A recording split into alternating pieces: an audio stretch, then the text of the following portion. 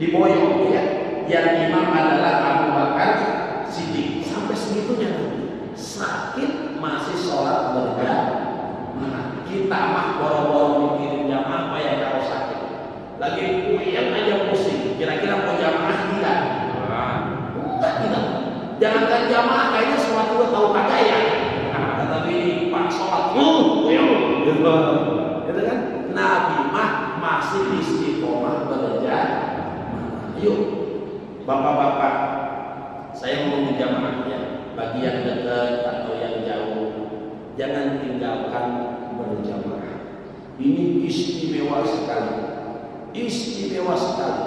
Sholatul jamaah khairun min sholatil fardh. Sholat berjamaah itu lebih baik daripada sholat sendiri. Sholat sendiri kita dapat 1, sholat berjamaah dapat 27 derajat. Subhanallah, perbandingannya luar biasa. Yang kedua, kalau sholat berjamaah, sholat kita tidak sempurna, kita ditanggung oleh imam kita yang mengimam kita dalam sholat berjamaah. Yang ketiga, rahasia berjamaah itu banyak. Kenapa para kiai, bapak-bapak, kehidupannya lebih makmur? Sebab beliau jarang sekali meninggalkan sholat berjamaah. Selalu istiqomah jamaah dengan satu. Bahkan saya punya guru. Itu kalau sholat sedang maaf tidak ada orang berani bayar kepada orang untuk nemenin dia sholat jamaah. Subhanallah, saking tidak maunya meninggalkan sholat berjamaah dan dia berani bayar. Begitu nungguin jamaah nggak ada, kan malu di kampung lah ya, di kampung nggak ada orang yang mau jamaah. Ada orang yang dagang lewat, masih ada. Sampean sholat belum? Sampean sholat ambil air belum? Sholat dengan saya. Sampean mau jadi imam silakan, mau makmum silakan. Yang penting sampean minum, ya udah. Berutulah orang. Begitu selesai sholat dikasih duit 100.000 atau 200.000. Ingin sholat berjamaah. Subhanallah. Sebab beliau sudah merasakan sangat rahasia sekali orang yang sholat berjamaah bisa merasakan apa yang tidak rasakan oleh orang lain. Kalau bapak-bapak tidak percaya, sok silakan jawab sholat berjamaah. Akan bapak rasakan yang tidak bisa dirasakan oleh orang lain. Ini pengalaman saya. Alhamdulillah. Maka saya kalau kemana-mana suka bawa supir atau bawa teman, itu tadi untuk teman berjamaah. Kadang-kadang kita kalau di jalan kan susah orang. Itu, bapak-bapak ya, jangan tinggalkan berjamaah sebagai bentuk kita bersyukur kepada Allah Subhanahu wa Ta'ala. Jawabkan, mulai hari ini saya akan sholat berjamaah dawam istiqomah. Saya janji kepada bapak-bapak, ini pengalaman saya dan saya banyak berbagai kitab saya baca. Kalau bapak mampu istiqomah berjamaah, saya yakin bapak matinya husnul khotimah. Itu yang paling tidak, jangankan kita sekelas Syekh Abdul Qadir Jailani saja, jenderalnya para wali yang sudah Allah sayangi, sudah ketahuan karomah-karomahnya. Jadi kalau Tuan Syekh Abdul Qadir Jailani jangan, kemudian di atasnya ada burung terbang melewati beliau, langsung pluk jatuh mati. Itu burung. Sebab kenapa? Kewalan dengan Tuan Syekh Abdul. Kalau kita begitu kan, kita jalan ada burung lewat, cuek aja lewat. Bahkan merah muka kita, ya kan? Hidup aja burung. Ini mah burung lewat di atas Tuan Syekh Abdul Qadir, ngelewatin doang, langsung mati. Itulah karomah seorang jenderalnya Allah. Banyak karomah-karomah yang lain. Kemudian beliau pergi ke Mekah, ke Madinah, ingin salam dengan kanjeng Nabi, wiridan, ngamal dan baca Quran sebagainya. Setelah dapat 40 hari, beliau dapat salaman dengan kanjeng Nabi. Itu karomah-karomah beliau. Nah, karomah beliau yang banyak dan laku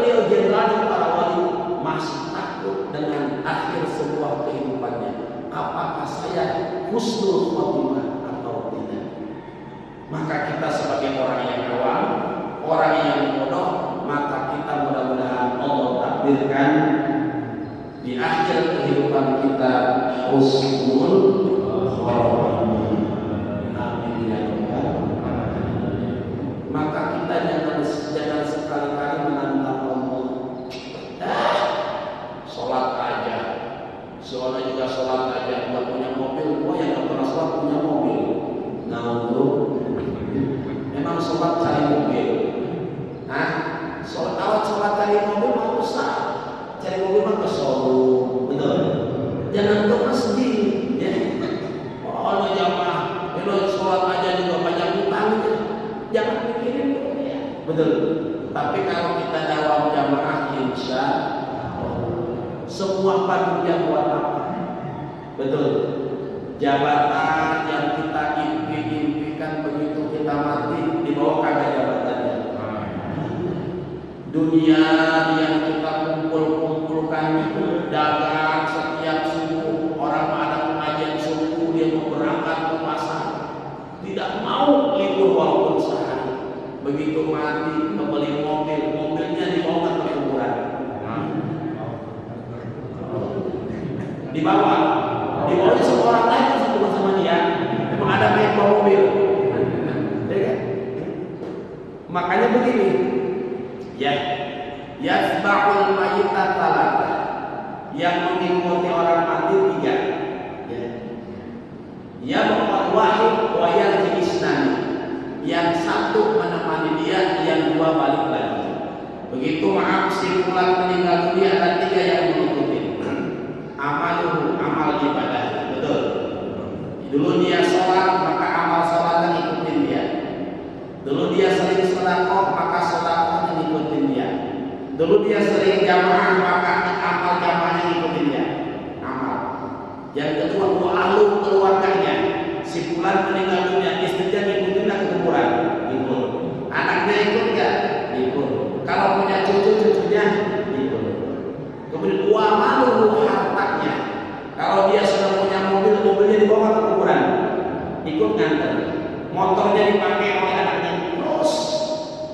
Wayarji'u isnani wayabqa wahid. Katakan Nabi, yang dua tuh pulang lagi. Yang nemenin kita di dalam kubur hanya satu.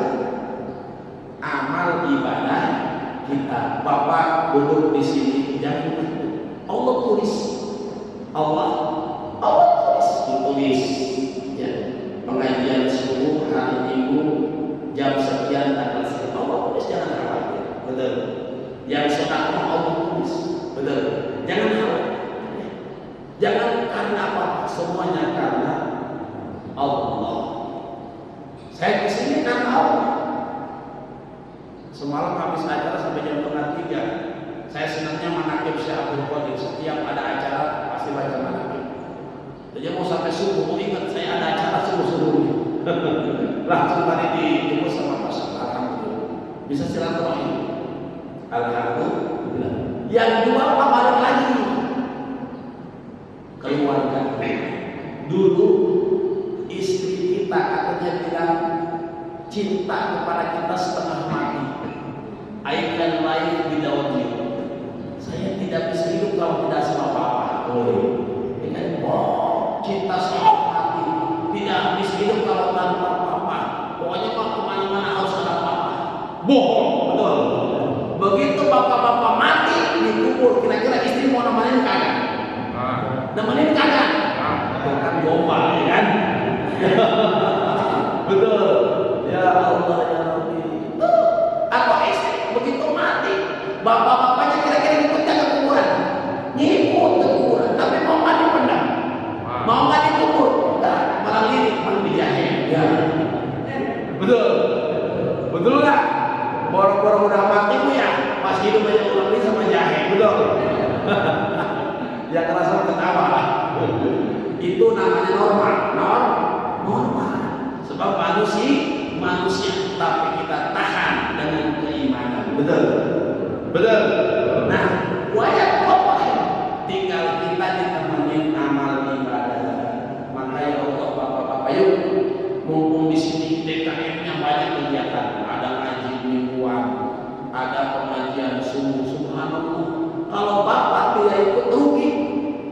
Ini DKM-nya ahli surga ini. Alhamdulillah. Oh, banyak kegiatan. Ada yang jamin makan. Bapak mah tinggal duduk, ya kan? Bapak dapat pahala. Yang sudah dapat pahala. Semuanya kita dapat pahala karena kita lillah. Sesuai dengan konsep sholat kita. Inna sholati wa nusuki wa mahyaya wa mamati lillahi rabbil. Inna sholati, sholat saya. Emang sholat kita buat apa? Buat siapa? Buat Allah. Kita sholat bukan buat cari duit, betul. Sholat kita bukan cari jabatan, betul. Sebab ada orang yang sholat disyuting karena pengen jabatan. Ada yang begitu? Ada kalau masa kampanye, ya kan? Kalau masa pilpres, pemilihan apa itu? Pemilihan dewan, banyak orang yang sholat di kamera, di syuting, dibagiin.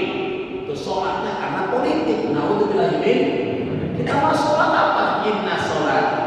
Wa nusuki, ibadah kita karena siapa? Allah. Sedekah karena siapa? Allah. Pengajian semua karena siapa? Allah. Saya datang ke sini karena siapa? Karena Allah. Kalau tidak bukan karena Allah, buat apa saya ke sini? Duit saya banyak. Woi, sombong. Kan saya mobil punya. Alhamdulillah. Santri saya banyak ribuan, alhamdulillah. Bangunan saya 3 lantai semuanya. Saya buat apa? Tapi lillah karena Allah Subhanahu wa ta'ala. Kalau kita ngomongin masalah Allah nggak ada habisnya, Pak. Betul. Kita pengen punya motor, udah punya motor pengen punya mobil, udah beli mobil Innova tuh pengen Pajero, ya kan? Tuh ingin punya Pajero, pengen yang lain yang Alphard, udah punya Alphard pengen Rubicon, udah Rubicon pengen Hammer, terus pengen Lamborghini, dan sebagainya. Itu dunia sampai mulut kita terpenuhi oleh debu-debu kuburan, maka kita tidak akan pernah cukup dengan dunia. Nauzubillah min.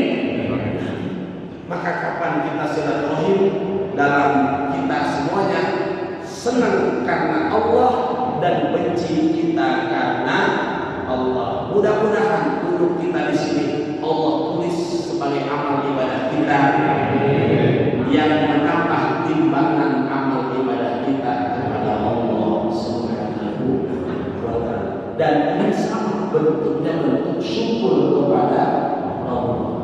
Sebaliknya syukur apa? Kufur. Apa kufur? Menggunakan yang Allah berikan bukan di jalan Allah. Punya kaki bukan melangkah ke masjid, maka banyaknya melangkah ke mall. Nah, untuk punya tangan bukan banyaknya pegang Quran, malah tangan pegang gaplek, catur dan kerambol. Ada yang suka main kerambol? Ada? Ada nggak? Apa main? Tapi begitu kan, subhanallah. Astagfirullah. Mampus dulu. Doain mampus sama temannya kan. Ya, nah itulah kehidupan kita. Maka sekarang kita sudah tahu ilmunya. Niatin semua langkah kita bersyukur kepada Allah. Kita bekerja, niatin ibadah. Ya, niatin ibadah. Saya niat kerja pabrik untuk dapat duit. Duit akan saya gunakan untuk memberikan nafkah anak istri dan infak ke masjid, infak ke pesantren dan untuk membiayai anak pesantren dan sebagainya. Insya Allah kerja pabrik Bapak satu langkah Allah tulis dengan ribuan pahala di hadapan Allah Subhanahu. Ini niat. Sebab kata Nabi, innamal a'malu binniyat. Tapi kalau Bapak kerja pabrik, mau dapat gajian doang, itu nggak dapat pahala. Maka itulah bedanya pekerjaan orang yang berilmu dengan orang yang tidak berilmu. Sekarang Bapak tahu mudah-mudahan ya, atau sudah tahu mungkin saya ingatkan. Setiap usaha Bapak-bapak niatin untuk Allah. Saya dagang, niat untuk Allah. Dapat duit buat sedekah kepada anak istri, kemudian buat sedekah ke masjid dan sebagainya, buat biaya anak sekolah dan pesantren. Dagang Bapak, satu nafas Bapak, ribuan tasbih malaikat menyertai Bapak. Insya Allah. Semua kita, aspek kehidupan kita itu bisa kita lihat untuk ibadah. Wah, kalau begitu saya nanti main judi niat karena Allah, nggak bisa. Saya niat main koprok, main gapleh, main judi niat karena Allah untuk biaya anak istri saya, nggak bisa tuh Pak. Sebab itu mah sudah haram. Naudzubillahimin. Ya, yang bisa itu yang mubah-mubah, yang Allah apa? Yang Allah perolehkan dalam kehidupan kita. Kesimpulannya adalah bapak-bapak, mari yang pertama niatin semua aktivitas kita karena Allah. The all more activity lillah. Semua kegiatan kita karena Allah. Jadikan langkah kita karena Allah, melangkah ke tetangga silaturahim karena Allah. Kemanapun, ke orang tua karena Allah, ke teman karena Allah. Karena Allah semua, maka seluruh aktivitas kita akan dapat cucuran pahala, ribuan pahala dari Allah Subhanahu wa Ta'ala. Apalagi seperti ini, ya, seperti dulu begini. Ini juga harus karena Allah. Kalau bukan karena Allah, maka tidak dapat pahala. Maka ini di masjid. Sebab kata pengarang kitab Ta'limul Ta'lim, kam min amali yatasawwaru bi amali dunia. Berapa pekerjaan yang gambarannya termasuk dunia, tapi nilainya akhirat. Seperti kerja pabrik itu dunia akhirat. Dunia, tapi begitu kita niatin untuk ibadah, maka akan bernilai akhirat. Wa kam min amalin akhirah yatasawwaru bi amali dunia. Dan berapa banyak amalan akhirat tapi nilainya dunia. Seperti ceramah, saya niat ceramah supaya dapat amplopnya gede itu nggak dapat pahala, ya kan? Bukan banyak naik seperti itu ya. Ini undang di mana ini? Tertulis, oh 5 juta, ini DP-nya berapa loh? 10 juta, 4 juta lagi ya. Tuh, itu kan ceramah ibadah. Tapi kalau kata dunia, maka tidak bernilai ibadah. Atau sedekah, ingin sedekah maaf, karena ingin dipuji orang yang paling dermawan, orang yang paling apa itu kalau bahasa orang paling parahan, orang paling ini. Jangan nanti sedekah kita tidak ada apa-apa. Lillahi rabbil alamin. Bahkan kalau kita ingin dipuji oleh orang, itu termasuk syirik khafi. Kalau kata Nabi, ahwaku minan nar, yang aku lebih takuti dari semuanya adalah syirik khafi. Apa syirik khafi itu? Ketika hati kita ingin dipuji oleh orang, itu syirik khafi. Berarti ada sesuatu yang bisa memuji kepada kita selain Allah Subhanahu wa Ta'ala, menduakan Allah. Naudzubillah, kita datang ke masjid lillah karena Allah, berkumpulnya di sini karena Allah, dan berpisah kita nanti karena Allah. Maka bismillahirrahmanirrahim, bapak-bapak, yuk kita baru-baru menuju ke Allah. Sebab semuanya kita akan kembali kepada Allah. Kita dilahirkan tidak bawa apa-apa, tapi begitu kita kembali kepada Allah, kita membawa amal ibadah kita kepada Allah Subhanahu wa Ta'ala. Mudah-mudahan Allah pertemukan kita nanti dengan majlis-majlis mulia, wabil khusus dipertemukan oleh Allah di surganya Allah Subhanahu wa Ta'ala di bawah bendera Rasulullah sallallahu alaihi wasallam. Bapak-bapak, ya, saya menyampaikan kalimat yang sangat bagus ini. Katakan Nabi, awlan nas bi yaumal qiyamah aktsarun alayya salat. Orang yang paling istimewa nanti di hadapan Kanjeng Nabi adalah orang yang paling banyak baca sholawat kepada Kanjeng Nabi. Nanti di padang mahsyar kita cari Nabi, saya umat, kamu umat saya, ya. Oh iya. Jadi ada banyak sholawat, kamu umat juga umat kamu. Kata Nabi, saya nggak kenal sama kamu. Nabi saya umat kamu, saya nggak kenal sama kamu. Nah, kenapa tidak dikenal oleh Nabi?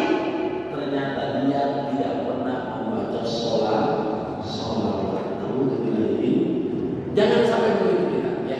Jangan begitu kita di padang pasar kita tidak dikenal oleh Nabi. Maka biar kita mudah dikenal oleh Nabi, perbanyak baca sholawat. Sebab di padang mahsyar nanti tidak ada makhluk yang bisa nolongin kecuali Rasulullah Muhammad SAW.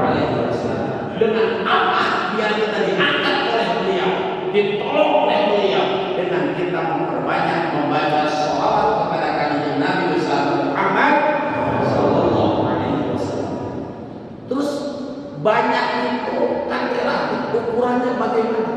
Ibnu Abbas menerangkan dalam tafsirnya, banyak itu artinya sehari semalam tidak kurang dari 300 baca sholawat. 300 ya. Berarti kalau 5 waktu kan, berarti kalau satu waktu 100, berarti kita sudah 500. Maka saya mengajak kepada bapak-bapak, setiap habis sholat jangan tinggalkan 100 baca sholawat kepada kanjeng Nabi sebagai investasi kita, tabungan kita, KTP kita, ID card kita bahwa kita umat Rasulullah Sallallahu Alaihi Wasallam. Maka kalau begini kan hidupnya susah, bapak-bapak beli tasbih. Sholawat yang pendek saja. Allahumma sholli ala sayyidina Muhammad wa ala ali sayyidina Muhammad. Atau yang pendek, sallallahu ala Muhammad, sallallahu ala Muhammad. Itu kan sholawat yang paling pendek. 100 itu paling 10 menit. Aku sambil jalan bawa tasbih. Kalau tidak keburu di masjid, maka sambil jalan. Allahumma sholli ala sayyidina Muhammad wa ala ali sayyidina Muhammad. Jangan tinggalkan setiap waktu habis sholat 100. Maka kalau kita 5 waktu 100, berarti kita sudah punya tabungan nanti di hadapan Rasulullah. KTP kita sehari 500 sholawat. Maka mudah-mudahan dengan itu kita diangkat umat yang paling dekat oleh kanjeng Nabi besar Muhammad Sallallahu Alaihi Wasallam. Mudah-mudahan ceramah yang singkat ini bermanfaat. Sudah Pak ya? Sudah. Ya. Yang mencapai jam berapa? Teman ada yang mau kerja pabrik enggak? Ya. Niatin baca sholat itu untuk kita bersyukur kepada Allah. Bahkan pada zaman kanjeng Nabi ada sahabat namanya Ibnu Mas'ud. Itu tiap hari baca sholawat aja. Itu pada masa kanjeng Nabi masih hidup. Tiap hari baca sholawat. Allahumma sholli ala sayyidina Muhammad